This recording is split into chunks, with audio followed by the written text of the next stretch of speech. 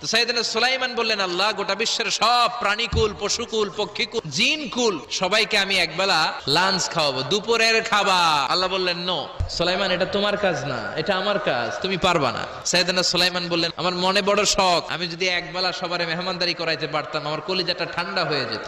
আল্লাহ বললেন, ওকে, ট্রাই করে দেখো পারো কিনা।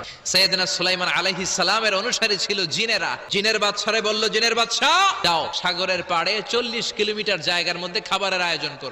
জিনের বাদশা বিশাল বিশাল ডেগ পাতিল নিয়ে সমস্ত জিনদেরকে নিয়ে রান্না বান্নার কাজ শুরু করলো।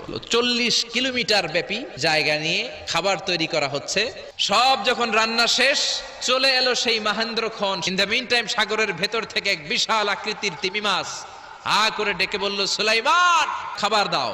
উনি ঘোষণা দিলেন, যাও এটারে খাবার দাও। তিমি মাছ বিশাল বড় করে বসে আছে সাগরে। জিনের বাদশা খাবার দিতে লাগলো। 1 কিলোমিটার শেষ, 5 কিলোমিটার